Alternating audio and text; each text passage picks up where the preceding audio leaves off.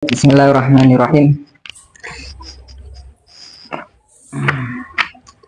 Nadham fallahu mawjudun qadimun baqi mukhalifun lil khalqi bil itlaqi. Maka Allah itu mawjud. Mawjud di sini isimnya adalah siwat isim maf'ul tapi bimakna fa'il. Jadi bukan diadakan tapi ada. Qadimun dan juga qadim ayla awalalahu, tidak ada awalnya. Baki artinya tidak ada akhirnya. Mukhalifun lil khalqi, tidak ada satu makhluk pun yang sama dengan Allah, atau Allah tidak menyamai dengan makhluk bil itlaq secara mutlak, ay min kulli wajhin minal wujuh, dari semua arah. Di sini di satu nazam ini beliau Sayyid Ahmad Marzuki ya, Al-Maliki, beliau menyampaikan ada sekitar empat sifat yang beliau jadikan satu dalam satu nazam, karena memang ini kitab nazam ringkasan yang sebenarnya melalui mimpi dapat dari Rasulullah langsung. Kemudian di fallahu mawjudun ya, ini sebelum kita membahas wujudullah, alangkah baiknya kita mengenal status iman yang akan kita yang akan kita ketahui posisi kita itu ada di mana. Nah, setidaknya iman ya, maratibul iman atau level iman yang ada di dalam hati semua ibadillah, semua hamba-hamba Allah itu ada 5 ya. Ini saya ringkas karena ini hanya pembukaan. Yaitu pertama iman taklid. Iman taklid yaitu meyakini dengan melalui keyakinan orang lain tanpa mengetahui dalilnya. Iman seperti ini sah. Artinya ketika ada orang meyakini Allah ada, cuma ketika ditanya apakah dalilnya Allah dia tidak tahu, maka ini namanya taklid. Jadi dia tidak tahu dalil, tapi dia tahu kalau Allah itu ada melalui pemahaman dari orang lain. Ini hukumnya sah. Tapi dia bermaksiat karena tidak mau nazar, tidak mau memikirkan, berpikir sendiri apakah Allah itu ada apa enggak. Yang kedua imanu ilmin, yaitu iman melalui cara tahu. Namanya tahu itu ya harus ada dalil. Jadi ada dalil kemudian dia bisa menghasilkan pengetahuan. Ini disebut dengan imanu ilmin. Kemudian yang ketiga imanu iyanin. Imanu iyanin ini adalah iman tahu kepada Allah melalui muraqabatil qalbi, artinya hati selalu merasa diwaspadai oleh Allah, artinya hati tidak lepas dari waspadanya Allah, selalu diliputi oleh ilmunya Allah. Jadi dia tidak bisa menghindari ingat dari Allah. Ini namanya imanu iyanin, seakan-akan dia melihat dengan hatinya tampak ka'annahu yarahu, seakan-akan dia bisa melihat Allah melalui hati. Tapi ya, ini namanya imanu iyanin. Ini nanti ada kaitannya dengan yang akan saya jelaskan. Kemudian yang keempat adalah imanu haqqin, yaitu iman yang nyata, artinya dia dapat melihat Allah, bahasanya memang ru'yatullah biqalbihi, melalui hatinya. Ini yang dimaksud dengan sebagian kalam para ulama, al-arif yara rabbahu fi kulli syai'in. Orang itu bisa, orang yang mengenal pada Allah, ma'rifat pada Allah, dia bisa melihat Tuhannya dalam segala hal. Artinya ketika dia melihat benda apapun yang ada di dunia ini, maka dia akan selalu ingat kepada Allah. Ini namanya, kalau di tasawuf namanya maqam musyahadah. Yang kelima adalah imanu hakikotin. Iman hakikat, yaitu fana billah wasakar bihubbih. Dia fana disebabkan Allah, artinya dia tidak sadar kalau dirinya ada, bahkan dia juga tidak menyadari kalau dunia ini ada. Yang disadari hanya keberadaannya Allah. Ini yang disebut dengan sakar bihubbih, mabuk karena jatuh cinta kepada Allah. Yang wajib, iman yang wajib dilakukan oleh seorang hamba itu yang pertama dan yang kedua, iman taklid dan iman ilmin. Sedangkan yang tiga itu iman iyan, kemudian iman haqqin, imanu hakikoh, itu adalah keimanan yang hanya Allah kasih kepada orang-orang tertentu. Ini tidak wajib karena memang tidak bisa didapatkan dengan cara mutolaah. Ilmu itu tidak bisa didapatkan dengan cara mutolaah, ilmu hakikat, ilmu hak, dan juga ilmu iyan itu. Kemudian Kita berlanjut ke pembahasan nazamnya. Nah, Allahu maujudun. Maka Allah itu maujud. Allah itu wujud. Nah, tadi sudah saya jelaskan bahwa maujud meskipun sifatnya maf'ul tapi maknanya adalah fa'il. Jadi Allah itu ada, bukan diadakan. Allah itu ada. Kemudian mengetahui keberadaan Allah, ya, mengetahui keberadaan Allah ini termasuk usulul iman. Ya, termasuk usul iman. Jadi perlu diketahui bahwa di dalam mempelajari akidah itu juga ada istilah usul, ada istilah furu', ada usulul aqaid, ada furu'ul aqaid. Kalau aqaid khamsin yang disebutkan di dalam kitab Aqidatul Awam, ya, ini disebut usulul aqaid.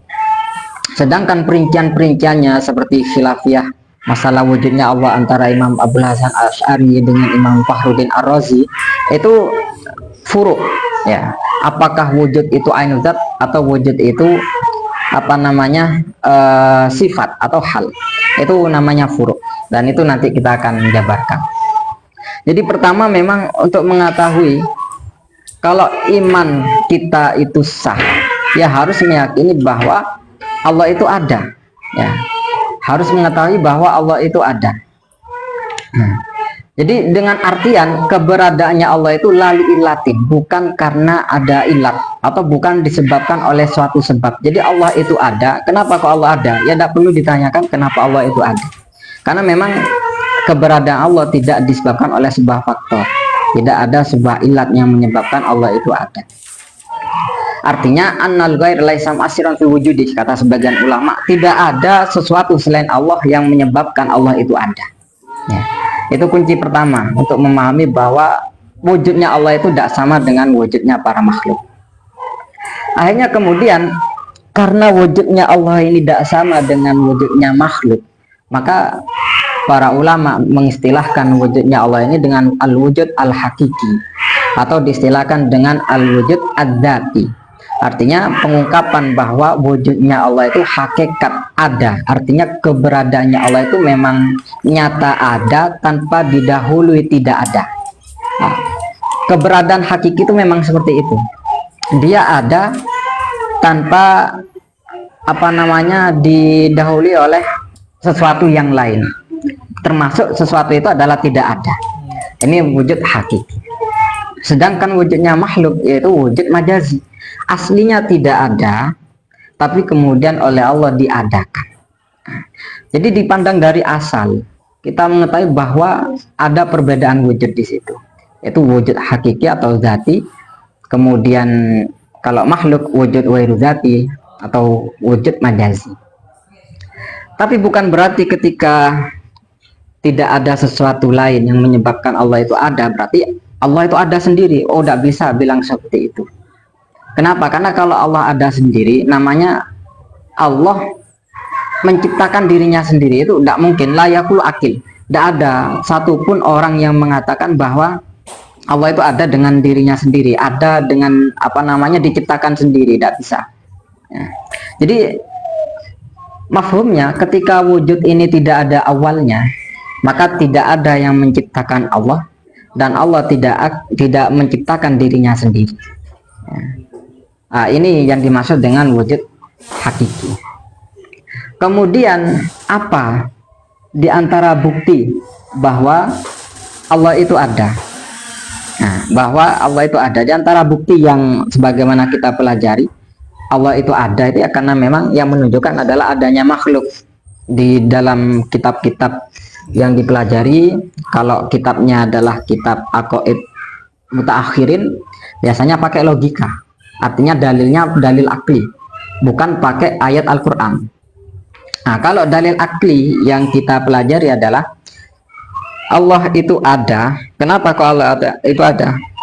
Buktinya adalah adanya makhluk. Loh, kenapa adanya makhluk kok menjadi dalil bahwa Allah itu ada? Karena tidak mungkin makhluk ini ada sendiri. Pasti makhluk itu yang mengadakan. Ada yang mengadakan. Yang mengadakan itu adalah Allah. Maka dari itu Allah itu yang mengadakan makhluk. Karena Allah yang mengadakan makhluk, maka makhluk menjadi dalil bahwa Allah itu ada. Nah, ini. Jadi dilihat dari sini bahwa keberadaan Allah ya itu bukan berarti harus melalui cara dilihat ya. Jadi kalau ada orang mau membuktikan mana ada Allah, buktinya Allah tidak pernah dilihat. Tidak semua barang yang tidak ditemukan itu berarti tidak ada. Dalam beberapa kitab usul dia jelaskan adamul wujudan la yastalzim adamal wujud. Tidak menemukan bukan berarti tidak ada.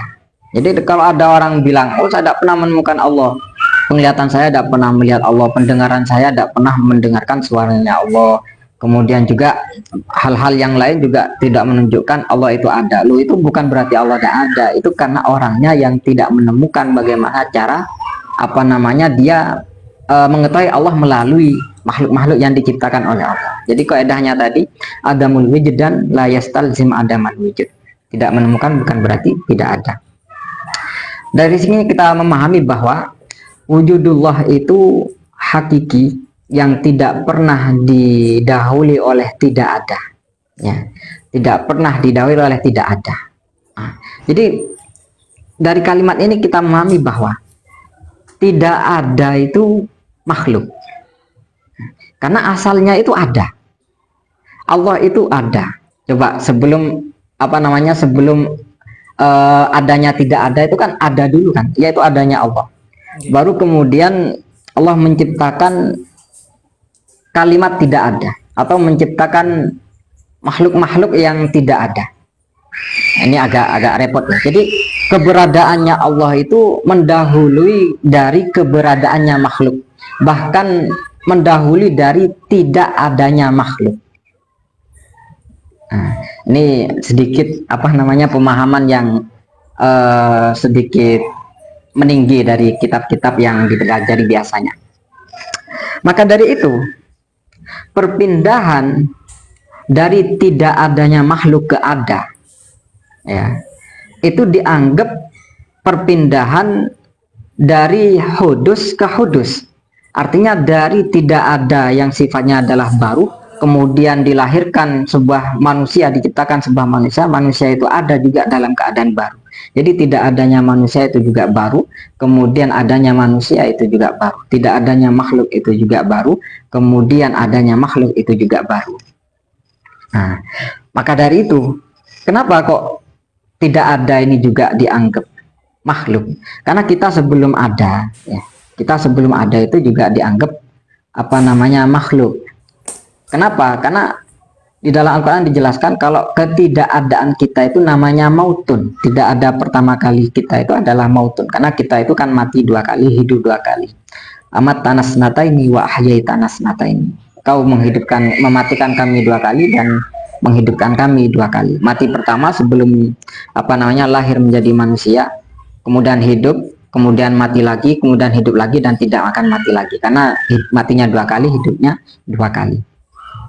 Maka dari itu pengantar yang menunjukkan bahwasannya Allah itu ada, ya, pengantar yang menunjukkan bahwa Allah itu ada adalah ya makhluk yang diciptakan oleh Allah sendiri. Tapi ini sekilas info, tapi pemahaman seperti ini adalah pemahaman orang-orang yang alimun fil akidah, orang-orang yang alim dalam masalah akidah, tapi belum wusul kepada Allah, belum nyampe kepada Allah. Kalau orang-orang yang sudah nyampe kepada Allah, orang-orang yang sudah wusul kepada Allah, mengenal kepada Allah, mereka tidak perlu dalil seperti ini. Mungkin kenal, umpama contohnya saya sama Ustadz Najah ini sudah kenal ya, apa perlu saya mencari bukti kalau Ustadz Najah ini sudah ada tak Ustadz Najah ini? Saya sudah kenal, ngapain sampai mau menunjukkan bukti bahwa Ustadz Najah itu ada? Tidak perlu bukti.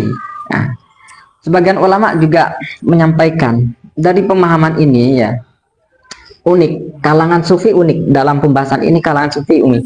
Nah, kalau dikaji lebih mendalam, sufi itu sepertinya lebih benar. Kenapa? Karena pemahaman mereka begini, wujudnya makhluk itu tidak asli, artinya dari tidak ada ke ada. Sedangkan wujudnya Allah itu asli, tidak pernah didahului tidak ada. Bagaimana mungkin wujud yang tidak asli menjadi dalil terhadap wujud yang asli? Nah, harusnya yang asli itu menjadi dalil terhadap wujud yang tidak asli. Contoh, salah contoh, saya buat boneka. Nah, saya buat boneka niru sosok seseorang, contohnya Muhammad Rifki Ali umpama, ya. Jadi saya membuat boneka, saya samakan dengan Rifki Ali, segala bentuknya saya samakan dengan Rifki Ali. Akhirnya kemudian jadilah boneka itu. Nah, kemudian saya pasarkan ke orang-orang, ini loh boneka Rifki Ali. Orang-orang tidak kenal pada Rifki Ali. Berarti orang-orang mikir, oh berarti boneka ini meniru kepada Rifki Ali. Berarti Rifki Ali ini ada. Nah, karena ada boneka yang menyamai Rifki Ali, itu pemahaman apa namanya, pemahaman secara logis seperti itu. Tapi kalau tidak logis ya sufi. Kenapa tidak logis? Karena ini sudah di atasnya apa namanya, di atasnya ilmu, tapi sudah makrifat ini. Harusnya yang benar itu Rifki Ali ini yang menjadi dalil adanya boneka. Kenapa asalnya boneka ini tidak ada? Coba andaikan Rifki Ali tidak ada, bisa tidak saya buat boneka niru seperti Rifki Ali? Kan tidak bisa. Nah, kan tidak bisa. Jadi maka dari itu para ulama sufi menyampaikan bahwa sebenarnya hakikatnya para wali itu bukan meyakini bahwa wujudnya makhluk itu sebagai dalil terhadap wujudnya Allah, tapi wujudnya Allah ini sebagai dalil terhadap wujudnya makhluk. Karena Allah ini yang asli ada, makhluk ini yang apa namanya, dari tidak ada ke ada.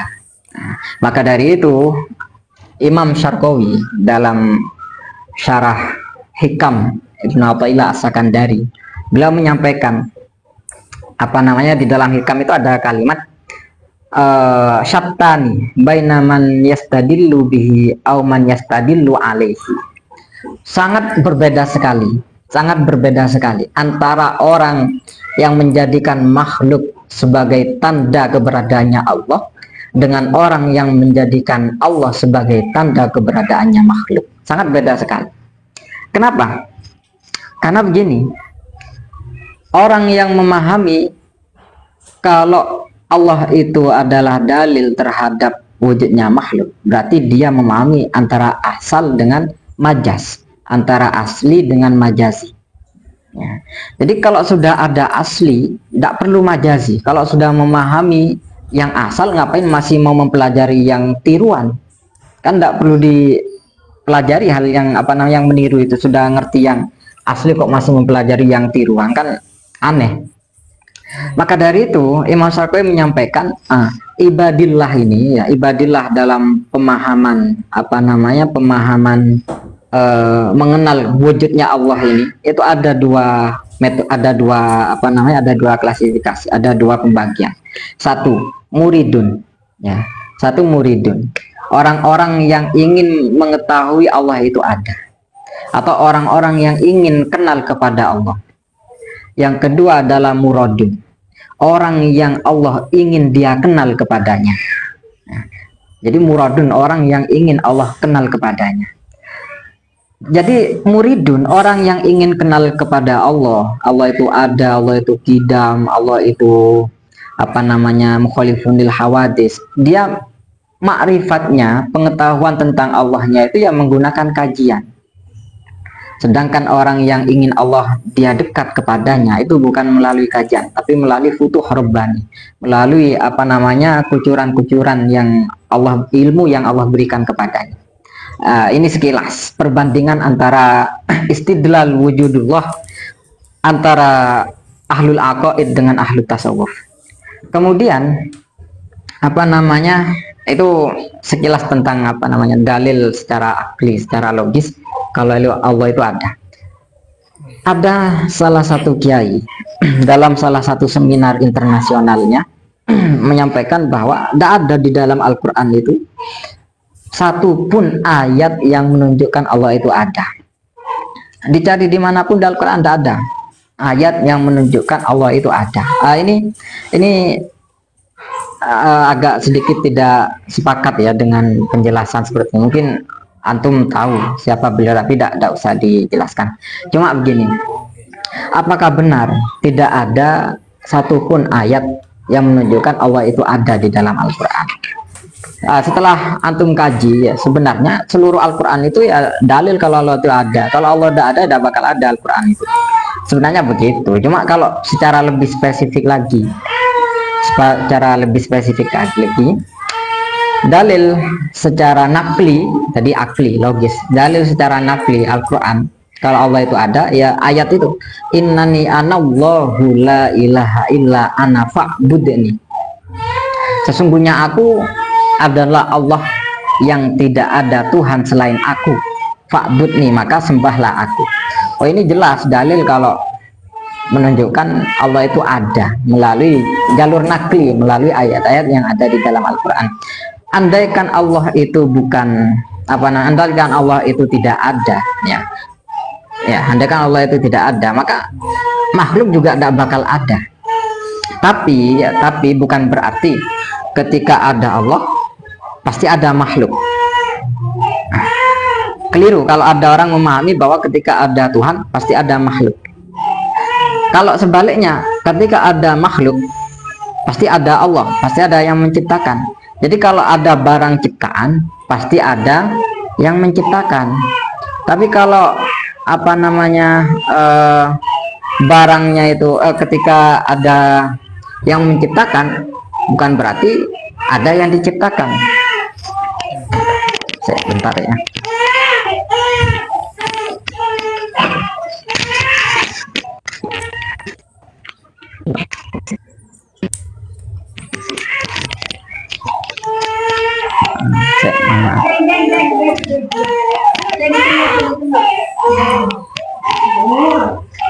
Baik, mohon maaf, ini anak nangis. Ini baru jadi bapak ini. Doakan semoga solehah. Baik, kita lanjut. Jadi kita kembali kepada kaidah. Kalau ada barang yang diciptakan, pasti ada yang menciptakan. Itu orang. Tapi kalau ada orang atau orang yang mampu menciptakan, bukan berarti ada barang ciptaan. Ini yang disebut dengan dalil ilat wal ma'lul yang dipahami oleh kaum falasifah. Jadi kalau sampai mempelajari filsafat, saya dulu masih di pesantren sering baca filsafat. Jadi mereka falasifah memang meyakini kalau ada Tuhan otomatis pasti ada makhluk. Kalau ada makhluk otomatis pasti ada Tuhan. Untuk poin kedua, kalau ada makhluk pasti ada Tuhan, benar. Karena tidak mungkin ada makhluk tanpa ada kholik, tanpa ada yang menciptakan. Ada barang ciptaan tapi tidak ada yang menciptakan, mustahil. Tapi untuk poin pertama, kalau ada Tuhan pasti ada makhluk. Oh, ini tidak benar. Kalau ada Tuhan atau kalau ada Allah pasti ada makhluk.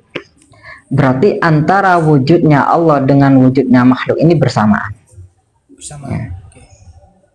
Jadi kalau ada Tuhan pasti ada makhluk otomatis. Maka wujudnya Allah dengan wujudnya makhluk ini bersamaan. Nah, ini mustahil. Coba andaikan kita membayangkan hal yang mustahil seperti ini. Ini Allah tadi saya jelaskan wujudnya la awwalalahu, tidak ada kata awalnya, artinya tidak didahului oleh tidak ada. Jadi Allah itu adanya sejak kapan? Tidak ada sejak kapan. Terus kalau ada makhluk adanya sejak kapan? Ya tidak ada sejak kapan juga harusnya. Kalau memang teorinya adalah teori otomatis, teori ilah wal ma'lul. Jadi ini sangat merusak ke akidah Ahlussunnah wal Jamaah, sangat merusak. Bisa-bisa mereka meyakini bahwa kita dan Allah itu adalah qadim, atau meyakini juga bahwa kita dan Allah itu adalah hadis. Nah, ini kenapa kok muncul teori mustahilnya tasalsul dan daur itu ya gara-gara pancingan dari pemikiran falasifah tadi itu. Yes. Baik, ini sebelum kita ke tasalsul dan daur, ini kita perlu tuntaskan dulu tentang wujud. Kemudian ya wujud. Nah, ini kita lari ke khilafiyahnya antara Asy'ari dengan Fakhruddin Razi. Kemudian wujud, benar tak wujud ini sifat atau justru wujud ini bukan sifat? Contohnya seperti apa namanya buku ini ada,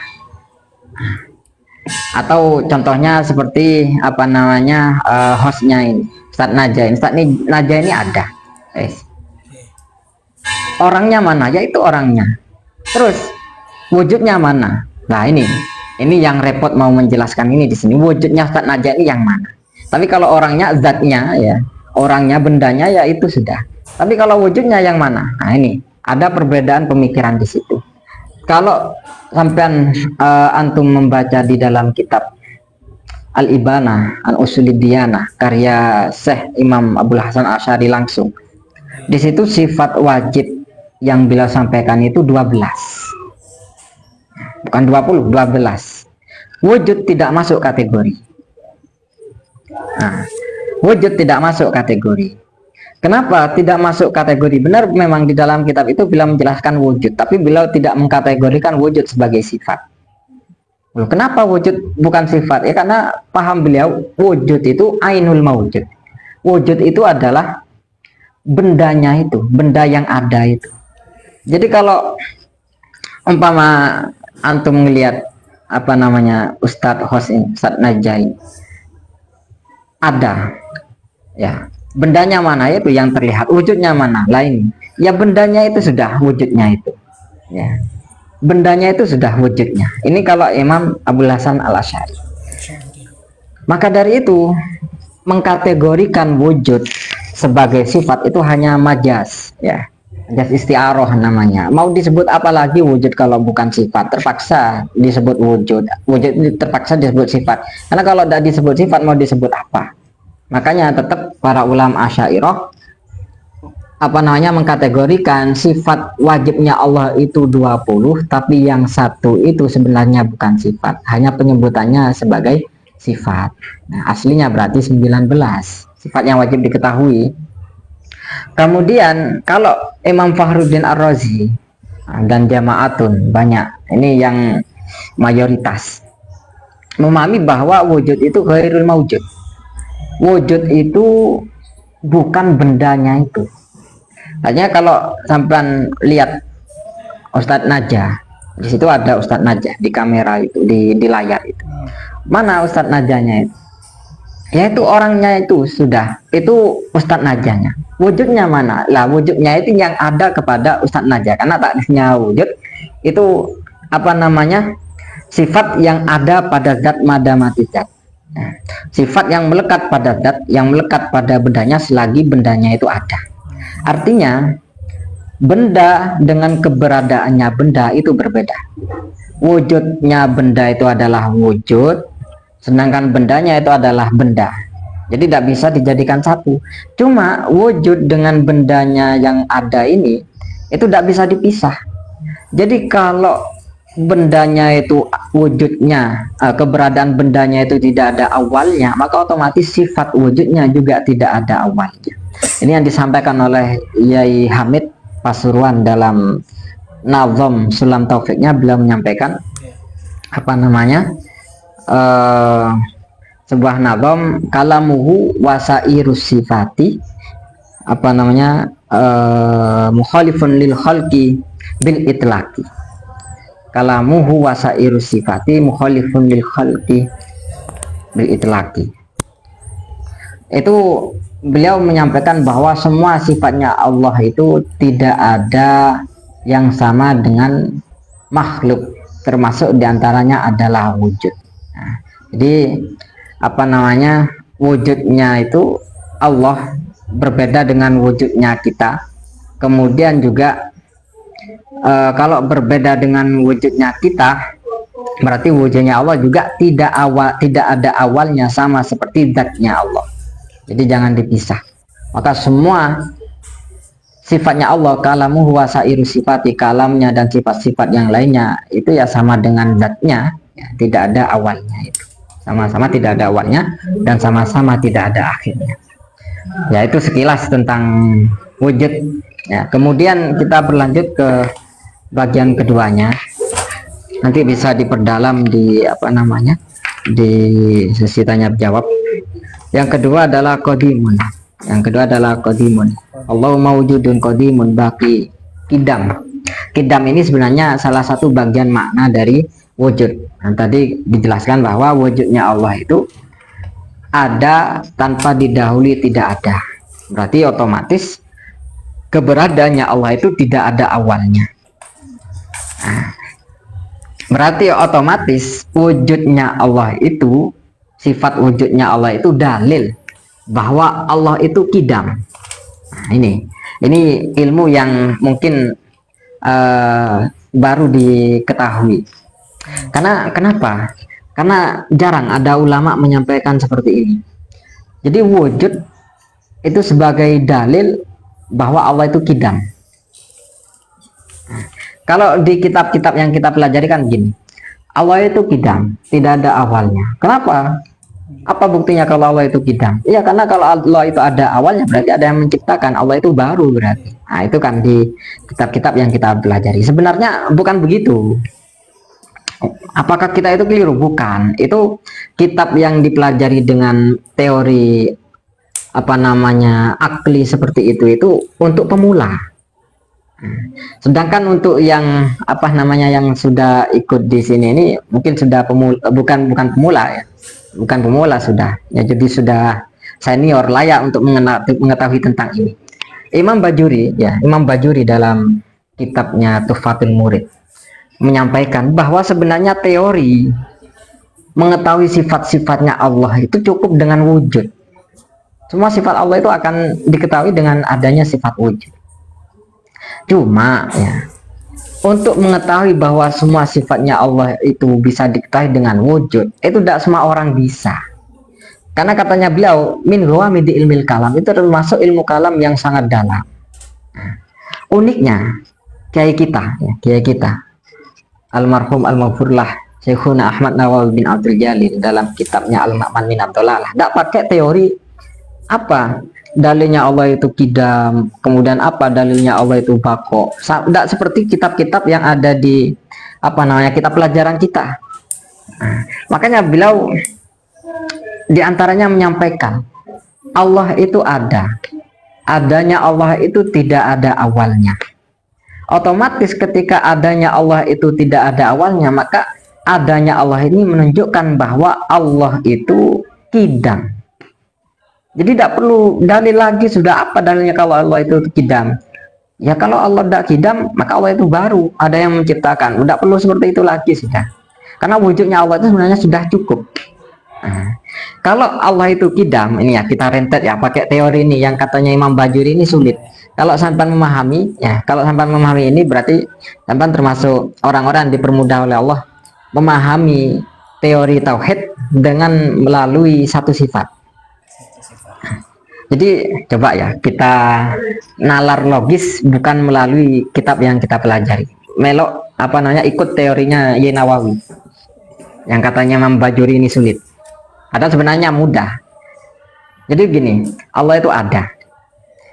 Adanya Allah sejak kapan? Tidak ada sejak kapannya, karena Allah itu ada tanpa didahului tidak ada. Kalau Allah itu ada tanpa didahului tidak ada, maka otomatis Allah itu kidam. Tidak ada awalnya. Kalau Allah itu kidam, maka otomatis kalau tidak ada awalnya, maka juga tidak ada akhirnya. Karena kalau tidak ada awalnya tapi ada akhirnya, buntung namanya itu.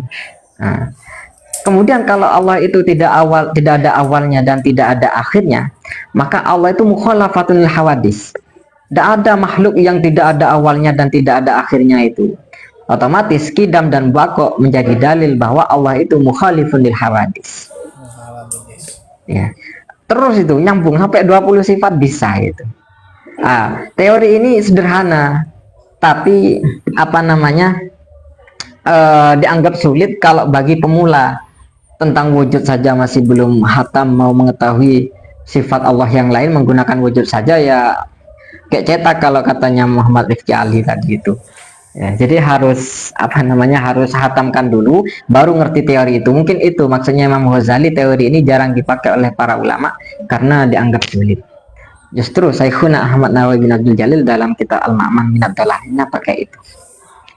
Wes. Kemudian ya, karena wujudnya Allah ini tidak pernah tidak ada, artinya tidak ada awalnya, maka yastalzimul kidam, pasti Allah itu kidam. Apa kidam itu? Kidam ini ya, kidam ini perlu diketahui makna dohir lafadznya. Kalau makna Jawanya namanya bien. Kalau bahasa Indonesianya namanya apa namanya? Dahulu. Apa makna kidamnya Allah itu? Kidamnya Allah itu dikenal di kitab-kitab tauhid dengan istilah kidam dzati atau kidam hakiki. Kidam dzati, kidamnya Allah itu adalah kidamnya ada muftitahil wujud. Kidam yang tidak pernah ada pembukaan terhadap wujudnya. Sederhananya keberadaan yang tidak ada awalnya. Itu adalah kidam. Atau ada ulama yang membahasakan kidam itu adamul awaliyah lil wujud. Tidak ada kata awal, tidak ada awal untuk wujudnya. Itu kidam. Artinya tidak pernah tidak ada, gitulah simpelnya. Dalilnya apa? Dalil logisnya. Dalilnya andaikan Allah itu tidak kidam, tidak ada awalnya, andaikan Allah itu tidak ada awalnya, tidak kidam, maka pasti Allah itu baru. Artinya ada yang menciptakan, tidak ada yang tengah-tengah, ya, tidak ada yang tengah-tengah antara hudus dan kidam ini. Itu kidamnya Allah secara dalil aklinya. Tapi kemudian apakah ada teori kidam lain? Ada. Kidamnya kita ini, kita juga bisa disebut dengan kidam, tapi ya maknanya berbeda, hanya lafadznya saja yang sama. Apa? Ada istilahnya kidam zamani, ya, ada istilahnya kidam zamani, yaitu maksudnya kidam zamani itu kidam tulul mudah, dianggap lama, ini sudah lama ini orangnya, ini sudah tua ini. Ini disebut kidam zamani. Jadi dahulunya terikat dengan waktu. Ini kalau orang umur 50 tahun, 70 tahun itu wong bien. Kalau orangnya masih 17 tahun itu orang barusan itu. Itu kidam apa namanya? Kidam zamani. Ini mustahil. Kepada Allah mustahil. Kenapa? Karena Allah ada sebelum adanya segala sesuatu, termasuk waktu dan juga tempat. Jadi wujudnya Allah tidak terikat dengan zaman dan juga tidak terikat dengan makan. Sama dengan dawuhnya Sayyidina Ali, kan Allah wala makan wa huwal an ala ma'alahikan. Kemudian yang kedua ini juga makhluk, namanya kidam idofi, bien. Namanya kidam idofi, terikat dengan idofah, seperti kidamnya bapak dengan anak. Katanya anak, bapak itu dulu, lebih dulu bapak daripada anak. Tidak mungkin anaknya ada dulu baru bapaknya ada, kan? Tidak ada seperti itu kan. Jadi bapaknya dulu ada, kemudian anaknya ada. Anak ini menganggap bapak itu orang bien. Ini idofi namanya, kidam idofi. Jadi dari sini kita memahami kidam itu ada tiga pembagian. Satu kidam hakiki atau zati tadi itu yang tidak ada awalnya. Yang kedua kidam zamani, ada awalnya terikat dengan waktu. Yang ketiga kidam idofi, ada awalnya dan terikat dengan orang lain. Itu kidam, wis simple kalau kidam. Kemudian bakok, kemudian bakok, Allah maujudun qadimun baki. Oh ya, dalil naklinya apa? Dalil naklinya kalau Allah itu kidam apa? Yaitu ayat Al-Quran, wal awwalu wal akhiru wal zahiru wal batin wa huwa bikulli syai'in alim. Wal awwal, Allah itu yang pertama. Maksudnya pertama itu Allah itu tidak ada awalnya, tidak ada, tidak pernah tidak ada. Apa namanya? Allah itu ada dan tidak pernah didahului oleh tidak ada. Ini namanya wal awal. Awal itu pertama, tapi pertama bukan pertamanya makhluk. Kalau pertamanya makhluk kan pertama dari tidak ada ke ada. Baru yang ada pertama kali itu adalah disebut pertama. Tapi ini adalah pertamanya Allah, awalnya Allah. Awalnya Allah itu tidak pernah tidak ada. Wal akhiru. Ayat ini juga menjadi dalil kalau Allah itu juga bakok. Karena Allah itu yang terakhir itu berarti maksudnya itu tidak pernah punah. Wadzahir wal batin wa huwa bikulli syai'in. Kemudian yang bakok ini tadi sudah saya jelaskan sekilas.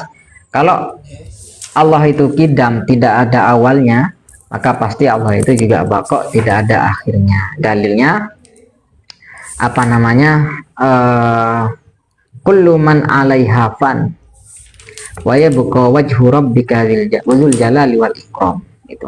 Atau kullu syai'in halikun illa wajhah lahul hukmu wa ilaihi turja'un. Nah, ini yang pokok tidak perlu saya jelaskan karena terangkum dalam kidam. Kemudian mukhalafatun lil hawadis, ya. Mukhalafatun lil hawadis. Mukhalafatun lil hawadis ini termasuk salah satu pembahasan tauhid yang paling inti, ya. Termasuk pembahasan salah satu tauhid ilmu tauhid yang paling inti. Tadi saya jelaskan bahwa kalau Allah itu wajib kidam, Allah tidak ada awalnya dan Allah juga tidak ada akhirnya, maka tidak ada makhluk yang tidak ada awalnya, tidak ada makhluk yang tidak ada awalnya dan juga tidak ada makhluk yang tidak ada akhirnya, karena makhluk berawal dan juga berakhiran.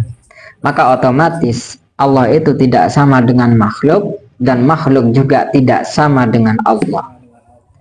Alal itlaq katanya beliau, khalifun khalqi bil itlaqi, ya.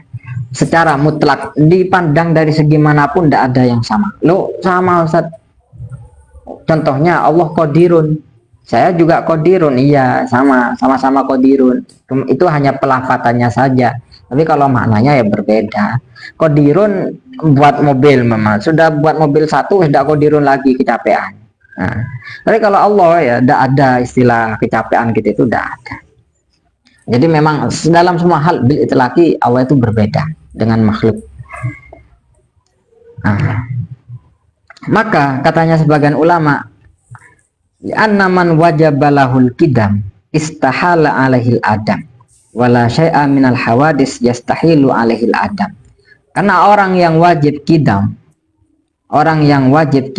mustahil dia adam, ya. Orang yang wajib kidam mustahil dia adam, dan tidak ada satupun makhluk yang mustahil adam. Tidak ada satupun makhluk yang mustahil tidak ada. Semua makhluk juga berpotensi semua makhluk itu berpotensi tidak ada, berpotensi hancur. Kalau Allah tidak ada potensi hancur sama sekali. Jadi dipandang dari sini saja Allah itu sudah berbeda dengan makhluk dan makhluk juga berbeda dengan Allah. Nah, karena Allah berbeda dengan makhluk dan makhluk berbeda kepada Allah, maka pasti sudah dipastikan bahwa Allah itu mukhalafah lil hawadis. Jadi sifatnya Allah itu tidak ada yang sama dengan makhluk, zatnya Allah juga tidak ada yang sama dengan makhluk. Ini kaitannya nanti ke wahdaniyat, tapi wahdaniyat bukan bagian saya untuk menjelaskan itu. Kemudian ya, dari 4 pembahasan ini, di pembahasan mukhalafah ini cocok untuk dijadikan salah satu pertimbangan pembahasan tentang istiwanya Allah, ya. Karena memang ada sebagian firqah, sebagian sekte yang menganggap Allah itu istiwa alal arsy, ya. Istiwa itu dimaknai bersemayam atau duduk di atas arsy. Nah, di dalam salah satu ayat, ya, ada ayat begini, Ar-Rahmanu 'alal 'arsy istawa. Ar-Rahman itu istawa 'alal 'arsy, bersemayam di atas arsy. Kalau ayat ini arti sebagai Allah itu kata duduk itu atau kerjaan duduk itu tidak dilakukan oleh makhluk, dilakukan oleh makhluk. Kalau Allah itu duduk atau istawa di mana duduk, maka Allah sama dengan makhluk. Teorinya seperti itu. Kalau Wahabi menyampaikan, oh Allah itu duduk, sudah dohirnya ayat seperti itu, istawa itu ya duduk, ya sudah duduk, tidak usah diartikan yang lain, tidak perlu pindah ke makna yang lain ketika lafadznya sudah sore. Ini bukan lafadz sore ini. Jadi mereka biasanya cuci otak terlebih dahulu. Cara dakwahnya cuci otak, dikosongkan otak audiensnya sekiranya nanti bisa langsung menerima apa yang disampaikan oleh orang-orang Wahabi. Padahal kan istawa ini kan maknanya sangat banyak, lebih dari 11 maknanya. Ini. Jadi kalau apa dimaknai duduk ya rusak, berarti mukhalafatul hawadis tidak terjadi pada Allah. Ada kesamaan berarti. Nah, ini pernah kejadian. Nah, pernah dulu Imam Malik ya, ketika di tengah-tengah pengajiannya ya, ternyata ada orang-orang yang tiba-tiba datang dari belakang, datang maju ke depan. Nah, tiba-tiba bilang, ya Malik, wahai Imam Malik, bilangnya ya Malik, Ar-Rahman alal arsyistawa, kaifastawa. Allah itu Ar-Rahman alal arsyistawa. Bagaimana maksudnya istiwa ayat itu? Hanya fa'atroko Malik. Ya, Imam Malik kemudian merundukkan kepalanya. Hanya kemudian diam, tidak langsung jawab. Kemudian beliau berkeringat. Kemudian baru beliau mengangkat kepalanya, wakola. Dan beliau bilang, aina sa'il, mana yang bertanya barusan? Kemudian Imam Malik bilang, al istiwa maklum, istiwa maklum. Kita sama-sama yakini Allah itu istawa alal arsy. Pasti Allah itu istawa karena di Al-Quran sudah dijelaskan Allah itu istawa, maklum. Tapi wal kaif majhul, cara istiwanya Allah di atas di arsy alal arsy itu majhul, tidak tahu. Ya, Allah sendiri tidak menjelaskan di Al-Quran mana istiwanya itu, prosesnya seperti apa, caranya seperti apa. Nah, iman bihi wajib kita meyakini kalau Allah itu memang istawa alal arsy. Tapi meskipun kita wajib meyakini Allah, mengimani Allah itu istawa alal arsy, wasu'al anhu bid'ah, nanya tentang itu hukumnya bid'ah. Para sahabat tidak pernah ada yang tanya tentang Allah istawa alal arsy. Coba dicari di kitab-kitab hadis Sahih Bukhari dan kutubus sittah yang lainnya, itu tidak ada cerita tentang sahabat yang menanyakan tentang Allah istawa alal arsy itu. Tidak ada, makanya dianggap bid'ah. Wa ma'araka illa rajulun saw, katanya. Oh, kamu ini pasti orang jelek karena melakukan hal yang tidak pernah dilakukan oleh para sahabat dan tidak pernah dilakukan oleh Rasulullah. Tidak pernah ada yang menyaksikan ayat itu. Kemudian tiba-tiba ada orang seperti itu, hanya kemudian orang itu diusir. Ini kata Rahmanu alal arsyistawa itu juga dalil bahwa Allah itu mukhalafatun lil hawadis. Nah, makanya salah satu guru saya, Mbah Maimun, ya, beliau dalam salah satu kitabnya menyampaikan maksudnya istawa itu istaula, menguasai. Jadi kalau Allah menguasai terhadap arsy, berarti Allah pasti menguasai terhadap seluruh seluruh dunia, karena semua dunia itu ada di dalam arsy. Kalau andaikan di seluruh dunia itu kalau dihitung di arsy, ukuran besarnya masih berlipat ganda arsy. Bahkan ada ungkapan sama seperti 7 dirham yang ditaruh di kursi. Nah, jadi arsy-nya itu, kursinya itu, seluruh dunia itu 7 dirham tadi itu. Uang logam 7 ditaruh di kursi. Nah, sedangkan katanya beliau madhabus salaf, ya, aslam, artinya tidak ikut-ikut menakwil menakwil mengartikan istiwa, itu lebih selamat. Tapi madhabus khalaf a'lam, sedangkan teorinya madhab khalaf itu dianggap a'lam, lebih logis. Tapi ya wallahu a'lam, katanya beliau. Yang terakhir dari saya, ada salah satu ungkapan ulama, cara sekiranya kita itu selamat tidak perlu menanyakan Allah itu adanya sejak kapan, kemudian tidak adanya kapan, atau Allah itu sampai kapan akan selalu ada, apa benar Allah itu tidak sama dengan makhluk. Ada salah satu ulama menyampaikan, man taraka arba'a kalimat kamula imanu. Orang yang meninggalkan 4 kalimat maka imannya sempurna. Kalimat pertama aina, di mana? Kalimat kedua kaifa, seperti apa? Kalimat ketiga mata, kapan? Kalimat keempat kam, berapa? 4 kalimat ini tidak boleh diarahkan kepada Allah. Di mana? Seperti apa? Kapan dan berapa? 4 kalimat ini tidak boleh diarahkan kepada Allah. Jadi kalau ada orang bilang aina Allah, di mana Allah? Nah, ini mirip, dulu saya pernah diskusi sama orang Syiah di Malang, salah satu mahasiswa di Malang, Syiah, ya. Tapi Syiah Syiah simpatisan, karena dia ngefan ke Khomeini, dia ke pahlawan di Iran, revolusioner katanya. Itu menanyakan, kalau kamu meyakini Allah ada, maka sejak kapan Allah itu ada? Loh, tidak perlu sejak kapan. Mau Allah itu adanya tidak ada awalnya, ya tidak perlu sejak kapan. Belum ada waktu ya, berarti ya ada kapannya. Loh, kalau tidak ada kapannya, seperti apa? Lu tidak perlu seperti apa. Oh, memang Allah itu tidak ada yang sama dengan makhluk, tidak perlu dicontohkan seperti apa. Loh, terus kalau tidak seperti apa-apa, tapi kan Allah ada kan. Nah, kan aneh kalau tidak seperti apa-apa, kemudian sejak kapan, tidak ada sejak kapannya, tapi dianggap ada. Terus kalau ada, di mana adanya? Lu tidak perlu di mana, wong Allah itu memang dari awalnya tidak ada tempat. Kemudian telah ada tempat, ya tidak perlu menempati sebuah tempat. Terus berapa Allah itu? Ya tidak perlu berapa, wong Allah itu memang tidak dianggap apa namanya, tidak bisa dianggap sedikit, tidak bisa dianggap banyak. Allah itu satu. Kalau ada barang ya, kalau ada barang satu, maka barang itu seluruh dunia umpama satu, maka barang itu tidak bisa dianggap sedikit dan tidak bisa dianggap banyak, karena memang asalnya satu. Jadi Allah, berapa Allah itu? Satu. Oh, sedikit ya Allah itu, ya tidak bisa seperti itu, karena memang satu ya. Umpama contohnya Zeki Ali buat donat dengan gambar wajahnya sendiri, umpama ya.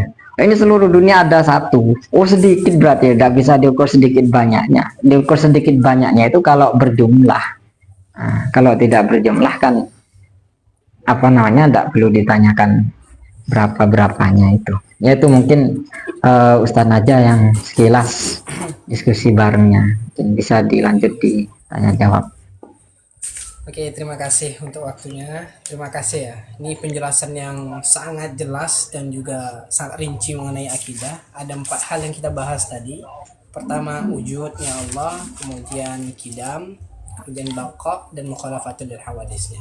Juga beliau sempat menitipkan satu makalahnya ulama tentang bagaimana cara kita untuk menyempurnakan iman kita sehingga kita tidak bertanya-tanya tentang eksistensi dari Allah itu sendiri. Ulama mengatakan man taraka arba'a kalimat kamula imanuhu. Orang yang meninggalkan 4 kalimat tentang Allah, maka sempurna imannya, yaitu tentang aina, di mana Allah, kaifa, bagaimana Allah, mata, kapan, kemudian kam, berapa. Oke, terima kasih Ustaz. Selanjutnya kita beri kesempatan kepada penonton untuk bertanya. Tapi sebelum bertanya, penonton yang ingin bertanya harus menyebutkan password tanya dulu ya sebelum bertanya. Jadi yang ingin bertanya harus menulis di kolom komentar tanya dulu sebelum bertanya. Baiklah, waktu bertanya kami berikan kepada penonton. Mungkin ada yang ingin bertanya dengan password tanya.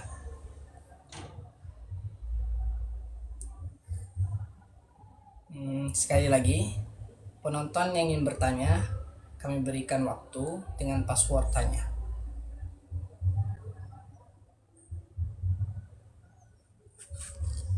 Oh, baiklah, sudah tersambung. Ada yang bertanya? Dengan Bapak Muhammad Rifki. Ya, baik. Assalamualaikum Bapak. Waalaikumsalam warahmatullahi wabarakatuh. Jadi Bapak sebelum bertanya, apakah Bapak memahami tentang tema yang kita bahas pada malam hari ini? Alhamdulillah memahami, Ustaz. Oke.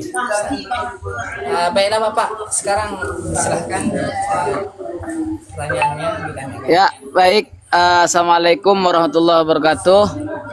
Yang saya hormati Bapak narasumber dan juga Bapak pembawa acara ya. Ingin kami bertanya tentang ini kan pembahasan di dalam sifat salbiyah Bapak. Sifat salbiyah. Jadi dalam akidah itu nanti yang kami ketahui ada sifat nafsiyah, ada sifat salbiyah, ada sifat ma'ani dan ada sifat maknawiyah seperti itu. Jadi poin yang dijelaskan oleh narasumber ini kan termasuk di antara sifat salbiyah. Kami belum memahami itu sifat nafsiyah itu bagaimana, sifat salbiyah itu seperti apa, seperti itu. Perbedaannya Bapak, kok ada pembagian seperti itu? Yaitu pertanyaan pertama. Untuk pertanyaan kedua, Bapak Pak Ustadz, tentang tadi bahwa dalil sifat kidam itu menjadi dalil akli sifat bako. Kalau sudah pasti kidam berarti sudah pasti bako. Itu pencarian kepastian itu berangkat dari mana seperti itu? Kok ada kepastian pasti seperti itu? Kok tidak menyebutkan dalil baru seperti itu? Mungkin 2 pertanyaan saja, Bapak. Terima kasih. Oke, terima kasih Bapak Muhammad Rifki ya. Iya, baik. Al-Ustadz Hasanuddin, bisa dipahami pertanyaannya? Mungkin bisa kami ulangi. Yang pertama itu penanya belum memahami antara perbedaan sifat nafsiyah dan sifat salbiyah, dan kenapa kok bisa dibagi-bagi seperti itu. Dan yang kedua, pertanyaan kedua, bahwa dalil akli dari adanya sifat baqa, yaitu adanya sifat kidam. Kok kenapa ini bisa dipastikan? Langsung dipastikan, kok tidak menimbulkan atau memunculkan dalil baru dari itu semua? Mungkin narasumber Al-Ustaz Hasanuddin bisa ditanggapi. Baik, terima kasih. Ini pertanyaan bagus ya. Kenapa kok ada perincian sifat-sifat seperti itu di antara sifat 20 sifat yang wajib kita ketahui? Itu gini ya. Ada beberapa faktor. Karena kita mengkaji aqaid 20 yang wajib ini ya, aqaid 20 yang sifatnya Allah yang wajib diketahui ini, itu melalui teori istidlal, teori argumentasi. Teori argumentasi itu ada istilahnya dalam usul fikih itu namanya isbat, ada istilahnya juga namanya nafi ya. Ada isbat, ada nafi. Kemudian dari isbat dan nafi ini memunculkan beberapa teori. Pertama, wujud. Sifat wujud ini disebut dengan sifat nafsiyah. Ini hanya satu sifat nafsiyah, sifat independen, sifat nafsiyah. Kenapa? Karena tidak masuk akal. Kalau ada benda tidak ada wujudnya itu tidak masuk akal. Jadi umpama Pak Rifki Ali, mana Pak Rifki Ali? Yaitu Pak Rifki Ali itu wujudnya mana? Ada. Tidak mungkin ada benda tidak ada wujudnya itu. Atau ada wujud tapi tidak ada bendanya. Tidak masuk akal. Ini nafsiyah. Sangat terikat antara benda dengan wujud itu sangat terikat. Ini nafsiyah. Ini tidak bisa dibantah. Pakai teori apapun tidak bisa dibantah. Kalau ada benda pasti ada wujudnya. Coba dipikir kalau ada benda tanpa ada wujudnya itu kan tidak bisa. Oh ada jin, jin itu ada wujudnya, cuma wujudnya tidak terlihat gitu. Kemudian itu sifat nafsiyah. Kemudian sifat lainnya kidam, bako, mukhalafatul hawadis, qiyamu binafsi dan wahdaniyat. Ya. 5 sifat ini disebut dengan sifat salbiyah. Kenapa diistilahkan salbiyah? Karena istidlalnya, dalilnya, ya cara cara menggunakan dalil, menggunakan sifat-sifat barusan itu teori nafi. Ya, teori nafi itu artinya menghilangkan sesuatu yang tidak layak bagi Allah. Artinya hal-hal yang tidak layak bagi Allah itu bisa diketahui kalau mustahil terjadi pada Allah melalui 5 tadi itu, 5 sifat itu. Kidam, bako, mukhalafal hawadis, qiyamu binafsi dan wahdaniyah. Contohnya yang qiyamu binafsi. Allah butuh kepada makhluk. Ini kan layaliku billah, tidak layak pada Allah. Gimana caranya sekiranya kita itu mengetahui kalau Allah butuh pada makhluk ini ternyata tidak ada? Dinafikan menggunakan qiyamu binafsi. Itu teori istidlalnya. Teori nafi namanya. Sedangkan di di sifat kudrot, iradat, ilmu, hayat, sama, basar dan kalam. Sifat ini disebut sifat ma'ani. Kenapa kok ma'ani? Karena ini isbat. Jadi kata saya tadi, ini ada teori nafi dan ada teori isbat. Kalau ingat di usul fikihnya seperti itu. Ini teori isbat. Makanya katanya para ulama ini mengisbat bahwa Allah itu punya kudrat, punya sifat kuasa, punya kehendak, punya ilmu, punya hayat, punya sama, punya basar, punya kalam. Itu isbat, mengisbat kalau Allah itu punya sifat-sifat tadi itu. Artinya tidak bisa dibantah. Jadi bukan berawal dari bukan berawal dari hal-hal yang malah yaliku bihi, bukan berawal dari hal-hal yang tidak layak bagi Allah. Kemudian kalau qadiron, muridan, aliman, hayyan, sami'an, basiron, mutakalliman, ini namanya sifat maknawiyah. Kenapa disebut sifat maknawiyah? Karena ini mulazim lil ma'ani. Karena kalau Allah punya kudrat, maka pasti punya maka pasti Allah itu qadiron. Kalau Allah punya iradat, maka pasti Allah itu muridan. Kalau Allah punya ilmu, maka pasti Allah itu aliman. Karena ini talazum. Hikmahnya apa? Kok ada pembagian seperti ini? Aslinya di abad ketiga dulu, hampir memasuki ke abad 4, Imam Abul Hasan Asy'ari itu di dalam kitab Al-Ibanah ya. Tapi kalau belum biasa baca Al-Ibanah, saya sarankan tidak usah baca itu, karena yang teks asli yang benar-benar orisinil tanpa ada campur tangan Wahabi itu tidak ada, sudah semuanya di kitab Ibanah itu sudah dipalsukan, ada distorsi, pasti ada distorsi semua cetakan. Kitab Ibanah ya, beliau itu menyebutkan sifat Allah itu 12 karena wujud tidak masuk kategori.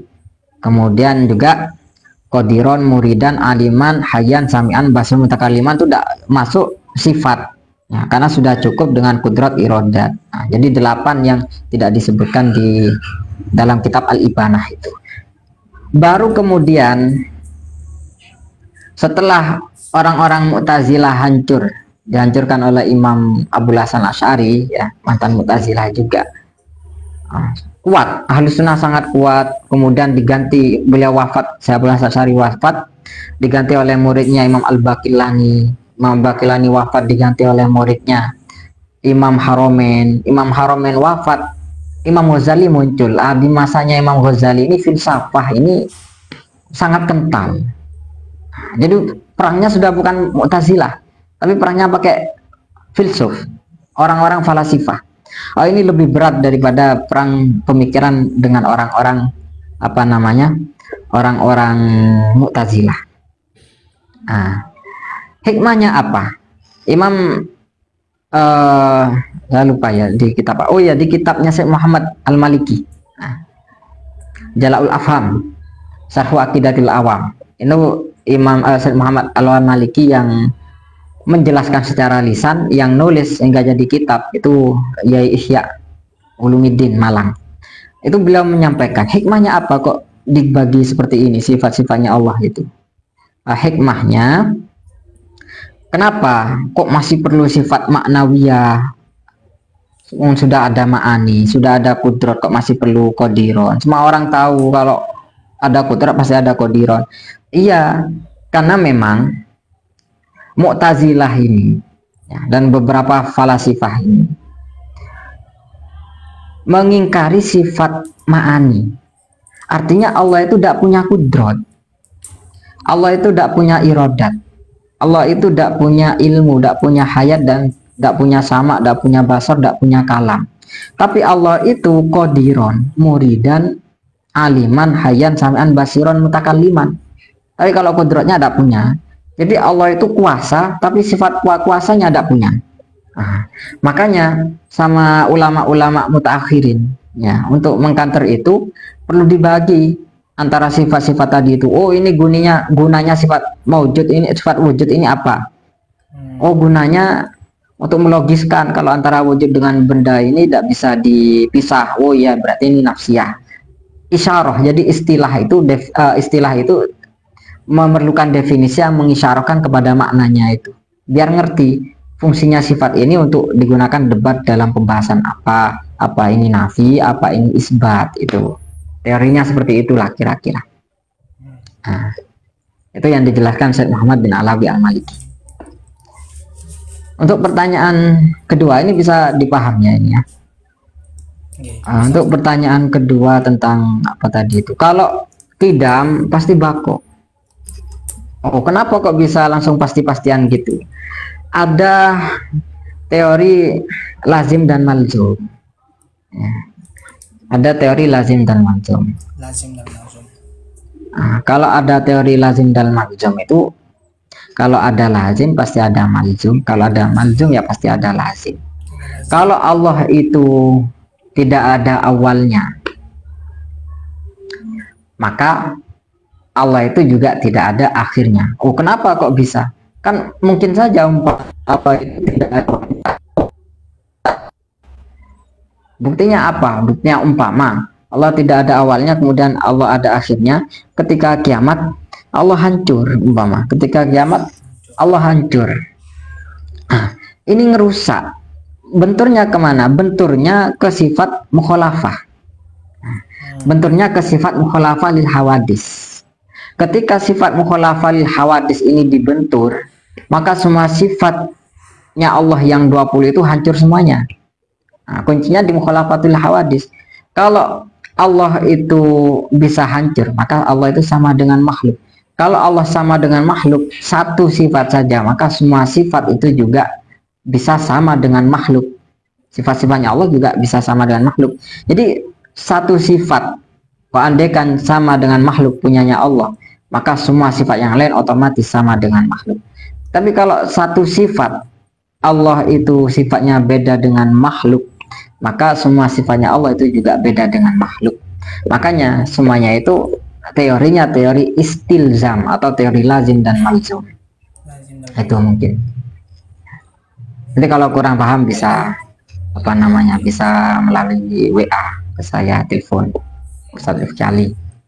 Monggo, silakan. Baiklah, terima kasih Ustadz. Mungkin penanya terakhir, kami berikan kesempatan lagi kepada pemirsa atau penonton setia An-Najah Center untuk bertanya kepada Ustadz Hasanuddin, tapi dengan password tanya.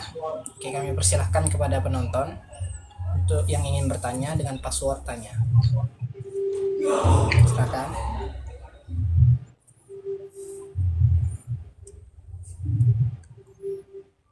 Sekali lagi kepada penonton kami berikan kesempatan untuk bertanya. Yang ingin bertanya dengan cara mengetik di kolom komentar tanya dengan password tanya.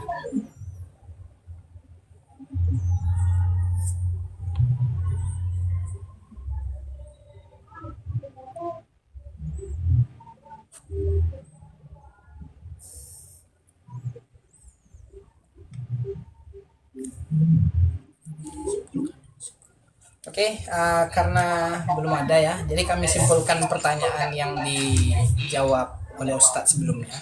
Jadi mengenai kenapa kok masih dibagi-bagi antara adanya sifat wujud nafsiyah dan juga salbiyah, kemudian ma'ani dan ma'nawiyah. Aslinya ini berdasarkan teori usul fikih mengenai itsbat dan nafi. Sedangkan wujud yang sifat nafsiyah itu kepastiannya. Setiap yang ada pasti membutuhkan sifat wujud. Dan itu tidak bisa dibantah dengan teori apapun. Kemudian mengenai salbiyah itu masuk pada teorinya usul fikih mengenai nafi. Jadi adanya sifat salbiyah yang Allah miliki ini secara tidak langsung mentiadakan hal-hal yang tak layak bagi Allah. Sedangkan sifat ma'ani atau ma'nawiyah selanjutnya itu merupakan teori usul fikih yang masuk pada itsbat, jadi menetapkan hal-hal yang pasti bagi Allah Subhanahu wa taala. Kemudian dalam pertanyaan kedua juga ini merupakan sebuah teori, yaitu tentang lazim dan malzum. Kalau ada lazim pasti ada malzum, dan ketika ada malzum pasti ada lazim. Jadi seandainya Allah itu baqa, pasti ini menetapkan Allah itu qidam. Dan kalau Allah qidam pasti menetapkan Allah itu baqa, dan tak mungkin ketika Allah itu baqa dan ketika Allah baqa tapi Allah tak qidam, dan itu sangat tidak mungkin. Baiklah, kami berikan lagi kesempatan kepada penonton untuk bertanya dengan password tanya. Maka akan kami gabung. Maka akan kami gabung setelah ini. Sekali lagi kepada penonton, Yang ingin bertanya harap menulis di kolom komentar tanya, maka akan kami gabungkan setelah ini.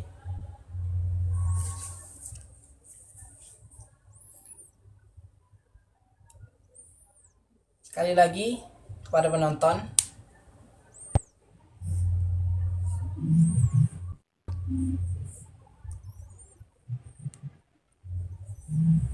kalau udah ada anu aja, kasih pertanyaan bebas satu aja, ada apa-apa, satu saja lah, nggak usah banyak-banyak.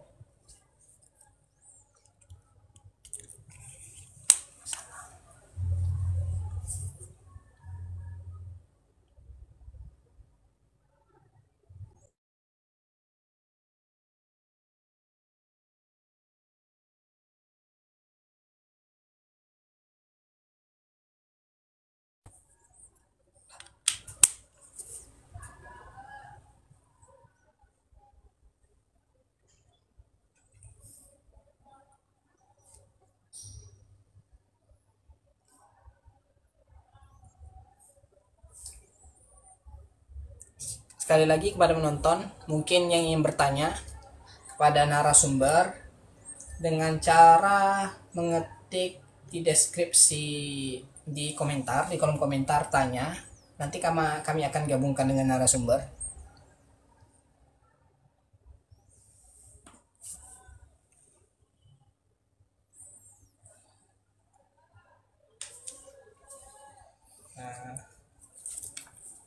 Kalau nggak ada, mungkin ada sedikit yang mau disampaikan Mungkin jika tidak ada, Ustadz ada sedikit yang ingin disampaikan sebelum kami tutup.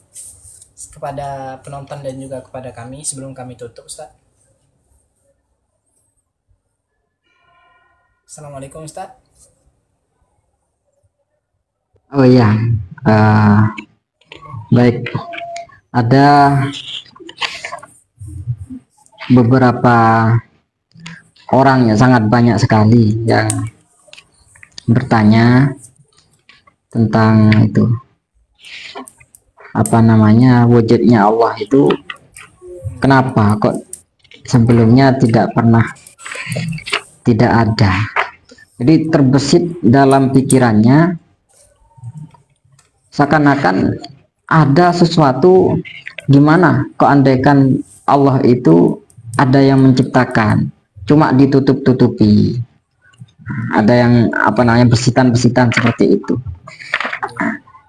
Besitan-besitan seperti itu sebenarnya sudah sangat lama, bukan apa namanya, penyakit pemikiran yang baru terjadi, tapi itu godaan setan. Saya teringat salah satu hadis itu, Rasulullah itu pernah menyampaikan, ya'ti syaitan ahadakum fayaqul man khalaqa kadza man khalaqa kadza hatta yaqul man khalaqa rabbak fa idza balaghahu falyasta'iz billah wal yantahi. Nah, dalam hadis ini disebutkan dalam Bukhari Muslim. Dalam hadis ini, setan itu pasti akan menggoda seseorang itu masuk ke dalam hatinya orang, ngasih bisikan-bisikan, man khalaqa kadza, siapa yang menciptakan ini, siapa yang menciptakan ini, siapa yang menciptakan bumi, siapa yang menciptakan langit, siapa yang menciptakan neraka dan surga. Oh Allah. Terus siapa yang menciptakan Allah? Pasti ada bisikan seperti itu. Ini semua orang yang kena penyakit seperti ini semua, karena memang itu misi setan. Setan itu ya, setan itu sebenarnya jin. Jin yang tidak iman itu istilahnya setan. Itu kan di kitab tafsir Sawi kan seperti itu. Maka setan itu sifat yang bisa dimiliki oleh manusia dan juga dimiliki oleh jin. Maka lebih nas minal jinnati wan nas kan gitu kan. Berarti kalimat setan itu bisa terarah ke manusia dan terarah ke jin. Bisikan setan seperti ini, setan jin ya, jin itu benda padat ya, perlu diketahui, jin itu benda padat, bukan benda cair. Jadi jin itu tidak bisa tembus benda lain ya, tidak bisa tembus benda lain. Makanya kalau maghrib kan ada hadis harus ditutupkan rumah itu kan, supaya jin tidak bisa masuk kan gitu kan. Atau kesurupan itu bukan kemasukan jin, bukan ketempelan, karena nggak mungkin dalam satu tubuh ada dua ruh. Nggak mungkin dalam satu tubuh ada dua ruh. Hanya kemudian apa namanya, jin itu karena benda padat sebenarnya mampu nyuri uang kita, itu bisa seperti tuyul itu. Nyuri uang kita bisa, nyuri HP kita bisa, nyuri benda-benda kita lain bisa. Tapi buat apa? Kalau pikirannya buat apa? Pikirannya setan, buat apa kita nyuri benda-bendanya manusia?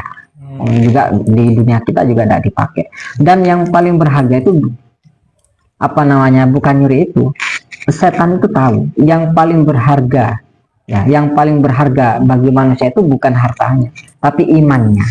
Makanya yang mau dicuri oleh setan itu imannya itu. Yang menggunakan bisikan-bisikan yang disampaikan oleh Rasul tadi itu. Siapa yang menciptakan ini? Siapa yang menciptakan ini? Siapa yang menciptakan ini? Siapa yang menciptakan Allah?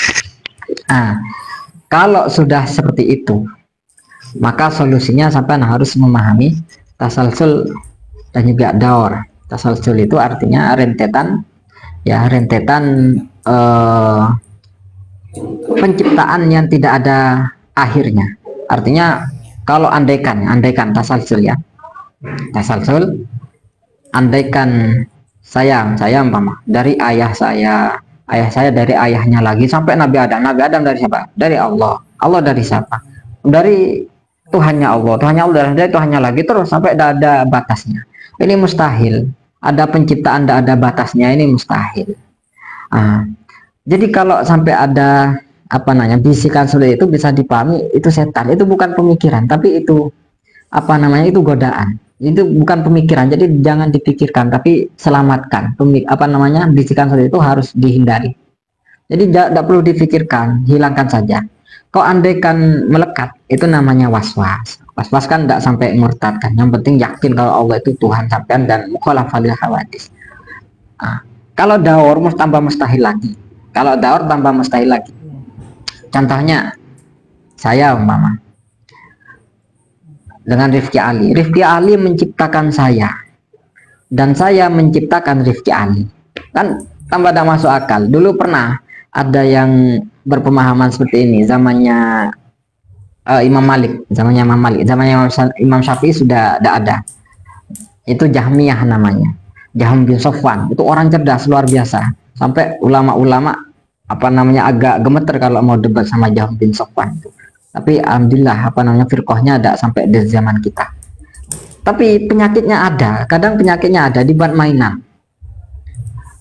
Gara-gara ceritanya siapa jenenge siapa itu yang lucu itu namanya itu, apa yang sama Harun Ar-Rasyid itu, yang cerita jenaka itu, Abu Nawas, bener, Abu Nawas kan pernah tebak-tebakan kan di sebuah kolam bareng ya dengan Khalifah Harun Ar-Rasyid. Khalifah Harun Ar-Rasyid tanya, lebih dulu mana telur dengan ayam? Lebih dulu mana telur dengan ayam? Ya, Abu Nawas jawabnya lebih dulu ayam. Kenapa? Karena ayam tahu pada telur, telur tidak tahu pada ayam. Itu sebenarnya salah satu cerita yang agak berbahaya. Itu tidak pernah ada di kitab cerita Abu Nawas seperti itu tidak pernah ada. Ya. Kebanyakan cerita bohong kan ceritanya Abu Nawas itu kan. Nah, itu mengarah ke teori apa namanya, ke teori daur. Telur itu diciptakan dari ayam dan ayam itu diciptakan dari telur. Nah, itu teori daur itu tidak mungkin, mustahil. Jadi apa namanya, pasti ada yang lebih dulu. Kalau umpama saya menciptakan Rifki Ali dan Rifki Ali menciptakan saya, berarti saya menciptakan Rifki Ali, saya ada terlebih dahulu daripada Rifki Ali, baru Rifki Ali ada. Dan Rifki Ali menciptakan saya, berarti Rifki Ali ada lebih dulu dari saya dan saya ada setelahnya Rifki Ali. Bahkan statusnya saya ini saya yang pertama dan juga saya yang kedua, Rifki Ali yang kedua dan juga yang pertama. Ini tidak masuk akal. Tapi meskipun tidak masuk akal, namanya ini penyakit ya. Penyakit itu bisa masuk ke siapa saja. Nah, itu hati-hati. Jadi kalau sudah apa namanya, sudah ada bisikan seperti itu, katanya Rasulullah, falyasta'id billah, Dalam riwayat lain bukan ya falyastaiz billah ada tambahan meludah ke samping kiri 3 kali. Ya, setelah bilang auzubillah meludah ke samping kiri 3 kali. Itu mungkin. Karena itu sangat banyak yang tanya ke saya melalui WA. Yaitu mungkin dari kami.